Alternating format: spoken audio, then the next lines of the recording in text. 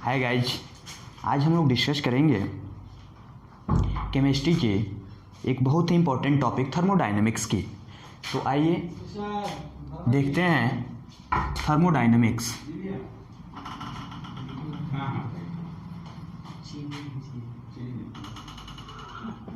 Thermodynamics जो word है यह अपने आप में बताता है कि थर्मोडायनेमिक्स का मतलब क्या होता है।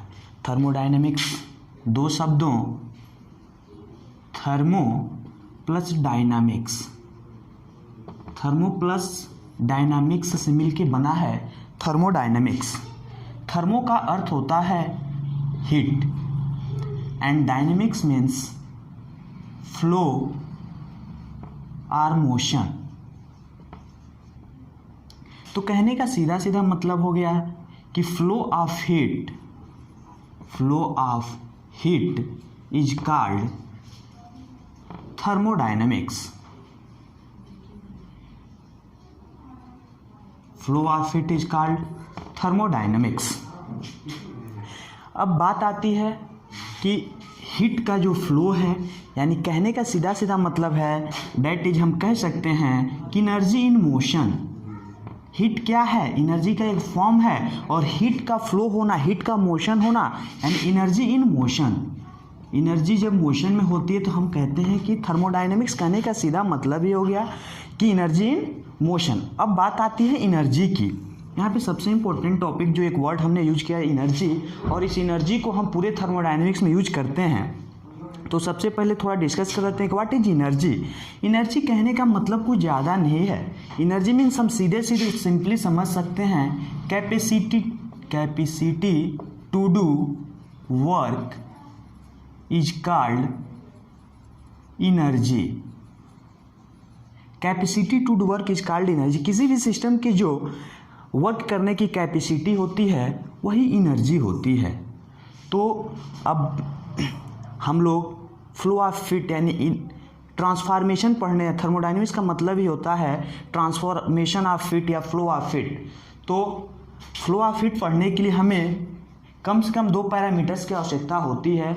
तो आइए देखते हैं कि हम थर्मोडायनेमिक्स में वे कौन कौन से 2 पैरामीटर्स हैं जिनमें फ्लो ऑफ हीट को देखा जाएगा। सबसे बड़ी बात है, एक इक्वेशन थर्मोडायनेमिक्स में आता है generally, universe equal to system plus surrounding. Universe equal to system plus surrounding. कहने का सीधा मतलब है कि यूनिवर्स किसे कहते हैं? सिस्टम और सराउंडिंग के योग को ही हम कहते हैं यूनिवर्स। अब बात आती है कि अच्छी बात है, यूनिवर्स को हम सिस्टम प्लस सराउंडिंग के मेल से यूनिवर्स बनता है। तो सिस्टम का मतलब क्या हुआ, सराउंडिंग का मतलब क्या हुआ? सीधी सी बात है, सिस्टम जो है, सिस्टम कहने का सीधा मतलब यही है कि हम थर्मोडायनेमिक्स की स्टडी के लिए जिस भी बॉडी का कंसीडरेशन करते हैं, जिस भी बॉडी को हम कंसीडर करते हैं वही हमारा सिस्टम है। इट मीन्स थर्मोडायनेमिक्स स्टडी के लिए हम जिस भी पार्ट को, जिस भी पैरामीटर्स का कंसीडर करते हैं, उसको सिस्टम कहते हैं। और सराउंडिंग, तो सिस्टम को छोड़ के बाकी जो भी यूनिवर्स की रिमेनिंग रियल पार्ट है उसको हम सराउंडिंग कहते हैं। इसको जनरली एक सीधे एग्जांपल, छोटा सा एग्जांपल से समझ लें कि मैं इस कमरे में आया और मुझे केमिस्ट्री की बुक, मैंने इस कमरे में आया, बहुत सारी बुक रखी है और मेरा ध्यान सीधे केमिस्ट्री की बुक पे गया। तो केमिस्ट्री मेरे लिए सिस्टम हो गया। केमिस्ट्री की जो बुक हुई मेरे लिए सिस्टम हुई, और बाकी जो भी रिमेनिंग रियल पार्ट हुआ वह हमारे लिए सराउंडिंग हो गया। कुछ भी कह सकते हैं। सिस्टम कहने का मतलब, जैसे मार्कर मेरे लिए सिस्टम है, मार्कर को हमने थर्मोडायनेमिक्स स्टडी के लिए कंसीडर कर लिया तो दैट इज सिस्टम। और इसको छोड़ के जो भी रिमेनिंग रियल पार्ट हैं वो सब के सब सराउंडिंग्स होते हैं। तो एक बहुत ही सिस्टम और सराउंडिंग के बीच बहुत ही इम्पोर्टेंट बात आती है जो सिस्टम और सराउंडिंग को सेपरेट करती है। यह हमारा हो गया सिस्टम और यह हमारा हो गया सराउंडिंग। तो सिस्टम और सराउंडिंग को सेपरेट जो करता है, सिस्टम और सराउंडिंग को सेपरेशन का जो कार्य करता है, इसमें एक पैरामीटर्स यूज करते हैं जिसे हम कहते हैं बाउंड्री, जिसे हम नाम देते हैं बाउंड्री। तो बाउंड्री बहुत ही इंपॉर्टेंट टॉपिक हमारा होता है कि बाउंड्री क्या है। तो एक शब्द में हम सीधा सीधा कह सकते हैं कि सिस्टम और सराउंडिंग को सेपरेशन का जो कार्य करता है, सिस्टम और सराउंडिंग के बीच जो सेपरेट करने का कार्य करता है, उसी को हम कहते हैं बाउंड्री। यह जो बाउंड्री है यह रियल हो सकता है, यह जो बाउंड्री है इमेजिनरी हो सकता है। बाउंड्री रिजिड हो सकता है, यह बाउंड्री फ्लेक्सिबल हो सकता है। बाउंड्री आइसोथर्मल,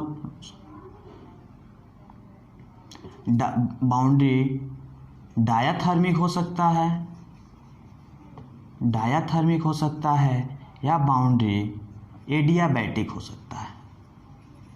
यानी बाउंड्री जो सिस्टम और सराउंडिंग को जो सेपरेशन का कार्य करता है उसे हम बाउंड्री कहते हैं।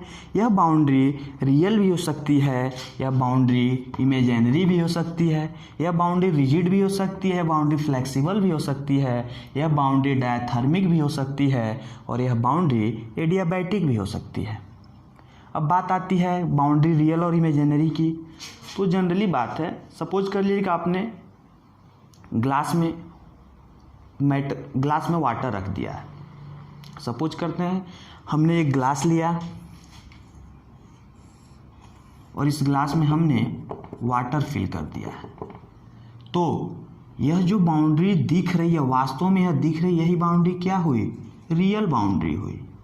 और यह वाटर है और वाटर के ऊपर एयर के कुछ मॉलिक्यूल हैं।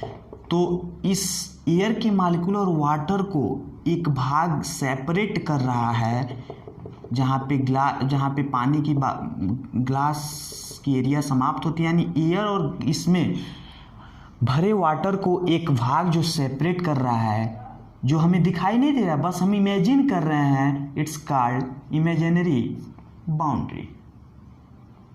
ठीक उसी तरह से रिजिड बाउंड्री, ऐसी बाउंड्री जो रिजिड हो, कठोर हो, उसे रिजिड बाउंड्री। ऐसी बाउंड्री जो फ्लेक्सिबल हो, उसे फ्लेक्सिबल बाउंड्री। अब बात आती है डायाथर्मिक की।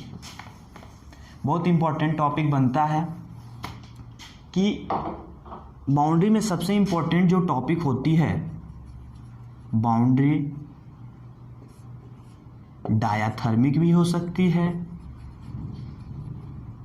और बाउंड्री एडियाबैटिक भी हो सकती है। डायाथर्मिक का मतलब, डायाथर्मिक मीन्स सीधे सीधे आप कह सकते हैं conductor, and adiabatic means insulator. Diathermic boundary ऐसी बाउंड्री जिससे फ्लो ऑफ हीट होता हो, उसे हम कहते हैं डायाथर्मिक बाउंड्री। और ऐसी बाउंड्री जिससे फ्लो ऑफ हीट नहीं होती है, उसे हम कहते हैं एडियाबैटिक बाउंड्री या इंसुलेटर। सीधी सी बात है। सपोज कर लेते हैं कि हमने एक वेसल लिया, वेसल में हमने कोई मैटर फिल कर दिया है। अब यह जो बाउंड्री है कंडक्टर है, तो इससे फ्लो ऑफ हीट आसानी से होगा, ट्रांसफॉर्मेशन ऑफ हीट होगा, इसमें हीट का ट्रांसफॉर्मेशन होता रहेगा। तो यह बाउंड्री कंडक्टर है, इसलिए इसे डायाथर्मिक बाउंड्री कहेंगे, डायाथर्मिक। अगर यही बाउंड्री इंसुलेटर होता कोई, तो उससे हीट ऑफ ट्रांसफॉर्मेशन नहीं होता, तो ऐसे बाउंड्री को एडियाबैटिक बाउंड्री कहते हैं।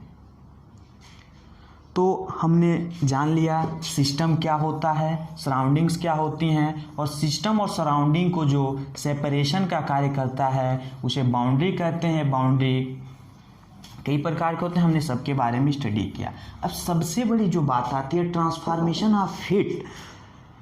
तो अभी हम बताएं कि यह जो ट्रांसफॉर्मेशन होती है वह एक तो हमारा जो हमने कंसीडर किया है थर्मोडायनेमिक्स स्टडी के लिए वह सिस्टम, और उसके बाद जो भी रिमेनिंग पार्ट है वो सराउंडिंग, इन्हीं दोनों के मध्य होता है। तो सिस्टम,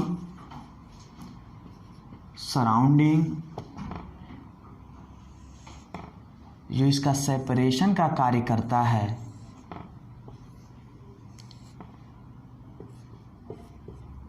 इसका इंटरचेंज, सिस्टम और सराउंडिंग के बीच दो ही चीज़ों का इंटरचेंज होता है। पहला या तो मैटर का हो सकता है या एनर्जी का हो सकता है।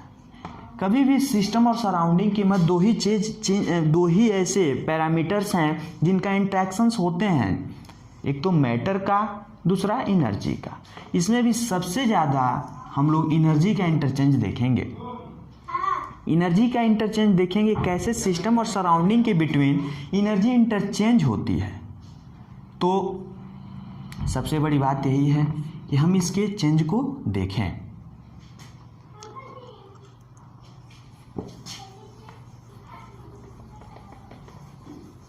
जो एनर्जी होती है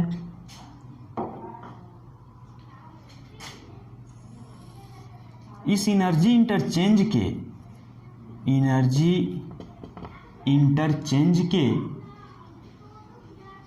दो मोड होते हैं। एनर्जी इंटरचेंज के दो मोड्स होते हैं। इट मीन्स कोई भी कभी भी एनर्जी जो इंटरचेंज होती है उनके दो मोड्स होते हैं। ये दो मोड्स क्या क्या हैं? पहले को हम कहते हैं heat and second is called work. यानी यहाँ से आप देख रहे हैं कि कभी भी एनर्जी के चेंज होने के दो ही मोड होते हैं, एक तो हीट होती है और दूसरा वर्क होता है।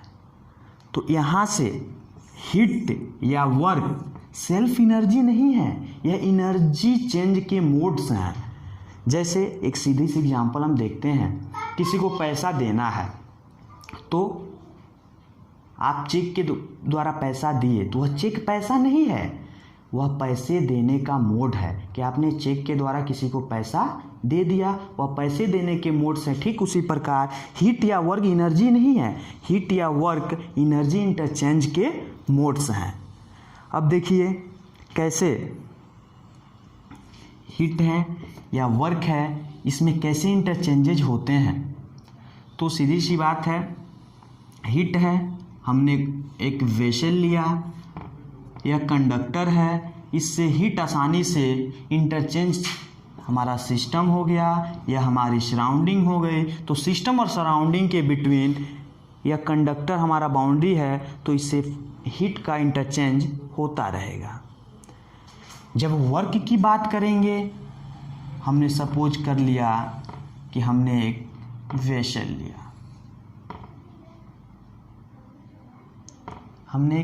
लिया, इस पे हमने मैटर को फिल कर दिया या गैसेज को फिल कर दिया है और इस पर हमने पिस्टन लगा दिया है। ये हमारा हो गया पिस्टन। अब इसका कुछ एटमॉस्फेरिक प्रेशर होगा, गैसों के भी प्रेशर्स होंगे। तो अगर इस पे गैस अपना वर्क करेगी, जब गैस वर्क करेगा पिस्टन ऊपर उठेगा, इसकी एनर्जी ट्रांसफ़र होगी, एनर्जी में चेंज होगा। तो वाकई में यहाँ पे एनर्जी क्या हो रही है? चेंज हो रही है। यानी यहाँ पे गैस के मॉलिक्यूल द्वारा वर्क किया जा रहा है, तो इसको कहते हैं हम कि वर्क मोड एनर्जी। एनर्जी का यहाँ पे भी चेंज होता है, लेकिन यहाँ पे गैस के मॉलिक्यूलों के द्वारा पिस्टन पे वर्क किया जाता है और वह ऊपर उठता है और एनर्जी हमारी चेंज होती है, तो इसको हम कहते हैं वर्क मोड एनर्जी। अब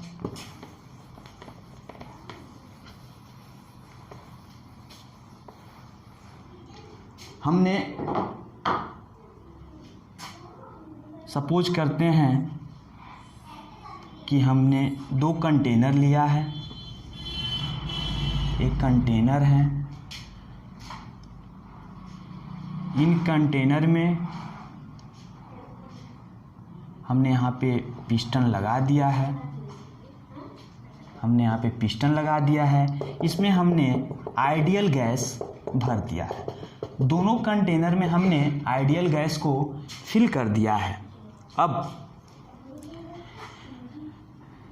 जब ये गैस के मॉलिक्यूल पिस्टन पे वर्क करेंगे और यह पिस्टन ऊपर की तरफ उठेगा, और हमने यहाँ पे एयर के कुछ मॉलिक्यूल्स हैं, तो जब गैस के मॉलिक्यूल्स पिस्टन पे वर्क करें और उसके बाद के जो मॉलिक्यूल्स हों वह ऑर्गेनाइड मोशन में आ जाएं, यानी ये सभी क्या हो गए, ये जो भी मॉलिक्यूल्स हैं एक ऑर्गेनाइड मोशन में आ गए, ऑर्गेनाइड मोशन में आ जाते हैं। तो इस प्रकार के वर्क मोड को, जो हमारा एनर्जी मोड है वर्क, यानी जब ऐसे होते हों कि जो आइडियल गैस के मॉलिक्यूल हैं पिस्टन पे वर्क किए और सारे के सारे मॉलिक्यूल ऑर्गेनाइड मोशन में आ जाते हैं, तो इस प्रकार के मोशंस को हम कहते हैं ऑर्गेनाइज्ड मोशन। और जब ऐसे गैस के मॉलिक्यूल्स पिस्टन पे वर्क करें और वह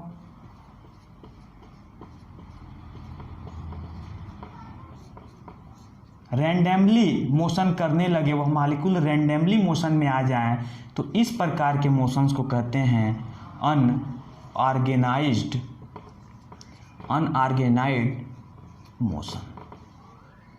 तो हमने दो मोशंस के बारे में भी जान लिया कि जो वर्क होती है एनर्जी मोड का, एनर्जी मोड दो प्रकार से होते हैं, हीट और वर्क। तो जो एनर्जी मोड वर्क के रूप में होता है उसमें दो प्रकार के मोशंस होते हैं, एक organized motion and second unorganized motion. ऐसे मोशन जिस पे गैस के मॉलिक्यूल के द्वारा पिस्टन पे लगाया गया जो वर्क किया जाता है, उसके बाद से जो मॉलिक्यूल होते हैं वह ऑर्गेनाइज्ड की एक ऑर्गेनाइज्ड फॉर्म में हो जाते हो, तो उसे हम कहते हैं ऑर्गेनाइज्ड मोशन। और जब वह रैंडमली मोशन करने लगते हैं तो उसे हम कहते हैं अनऑर्गेनाइज्ड मोशन। अब बात आती है हमारी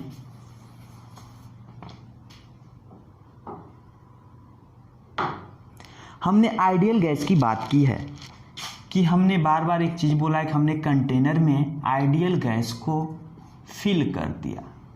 ये बात बहुत जनरली बात है कि हमने आइडियल गैस को फिल किया है, लेकिन बहुत से लोग यह नहीं समझ पाते हैं कि एक्चुअली में आइडियल गैस होता क्या है। आइडियल गैस जब भी आपसे कहा जाए तो आप बस तुरंत समझ जाइए कि आइडियल गैस कहने का मतलब है कि गैस के दो मॉलिक्यूल्स के बीच अट्रैक्शन जीरो हो। अट्रैक्शन क्या हो? जीरो हो। और ये कभी संभव नहीं है कि गैस के दो मॉलिक्यूल्स के बीच अट्रैक्शन जीरो हो। तो यह अट्रैक्शन जीरो कहने वाला टेंड्स करता है, गैस के दो मॉलिक्यूल्स टेंड्स करते हैं जीरो की तरफ, तो वहाँ पे आइडियल गैस कहते हैं। वाकई में आइडियल गैस पॉसिबल नहीं है, यह एक हाइपोथेटिकल केस है। हाइपोथेटिकल केस है, कहने के लिए हम कह देते हैं आइडियल गैस, लेकिन वास्तव में कोई गैस आइडियल गैस नहीं होती है, क्योंकि ऐसा संभव नहीं है, पॉसिबल नहीं है कि गैस के दो मॉलिक्यूल्स के बीच इंटरैक्शंस जीरो हों। और यह इंटरैक्शंस जो होते हैं, इंटरैक्शंस या अट्रैक्शंस जो होते हैं यह जीरो की तरफ टेंड्स करते हैं, और यह कभी संभव नहीं है। इसलिए हम कहते हैं कि आइडियल गैस एक हाइपोथेटिकल केस है, वास्तव में ऐसा होता नहीं है। अब हम लोगों ने सिस्टम और सराउंडिंग बाउंड्री के बारे में जान लिया है। अब हम जानेंगे types of system. Types of systems, तीन प्रकार के सिस्टम्स होते हैं। एक होता है open system, second close systems, and third is isolated systems. Types of systems, तीन प्रकार के सिस्टम्स पढ़ने हमको हमें थर्मोडायनेमिक्स में, open systems, close system, isolated system. Open system, open system. ऐसा सिस्टम जहाँ पे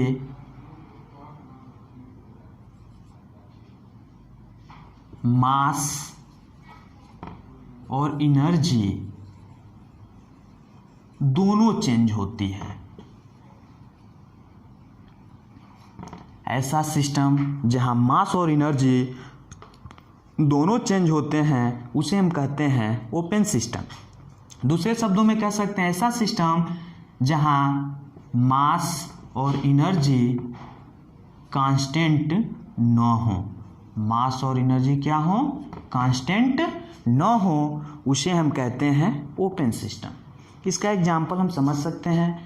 हम एक घरों में देखते हैं, सपोज कर लीजिए कि आप पानी बॉयल कर रहे हैं, तो किसी बर्तन में आप पानी रख दिए हैं और उसको जब हीट देते हैं तो उसमें से वाटर वेपर बन के जाता है, यानी वह उसकी क्या होती है, मास में चेंज होता है और एनर्जी का वो इंटरचेंज करता रहता है, तो उसे हम कहते हैं ओपन सिस्टम।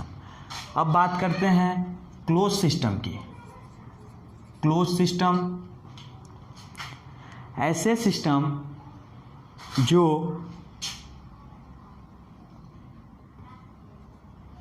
क्लोज सिस्टम ऐसे सिस्टम जो मास चेंज, जिसमें मास चेंज न हो, मास चेंज न हो बट एनर्जी, मास चेंज न हो और एनर्जी चेंज हो। क्लोज सिस्टम ऐसा सिस्टम जिसके मास में कोई चेंजिंग ना हो बट उसका एनर्जी में चेंजिंग हो, हीट में चेंजिंग हो, हीट में चेंजिंग हो, एनर्जी मीन्स हीट से मतलब है, उसमें चेंजिंग हो, तो उसे हम कहते हैं क्लोज सिस्टम। सीधी सी बात है कि हम एक क्लोज फ्लास्क ले लें, क्लोज वेसल ले लें, क्लोज कंटेनर ले लें, जो कह लें, इसमें हमने वाटर को फिल कर दिया है। यह हमारी जो बाउंड्री है यह डायाथर्मिक है। हमारी बाउंड्री जो है यह डायाथर्मिक या इसी को कह सकते हैं कंडक्टर, डायाथर्मिक या कंडक्टर है। और हम यहाँ पे हीट दे रहे हैं इसको। हम जब हीट देंगे तो इसके मास में कोई चेंजिंग नहीं होगी, क्योंकि यह एक क्लोज वेसल है, क्लोज कंटेनर है, तो इसके मास में कोई चेंज नहीं होगी। इसकी मास जो होगी वह कांस्टेंट होगी। मास क्या होगी? कांस्टेंट होगी। बट कंडक्टर की वजह से या कंडक्टर बाउंड्री की वजह से इसकी एनर्जी में चेंजेज होंगे, तो एनर्जी जो होगी वह कांस्टेंट नहीं होगी। इट मीन्स एनर्जी क्या होगी? चेंज होगी। तो ऐसे सिस्टम को हम कहते हैं क्लोज सिस्टम।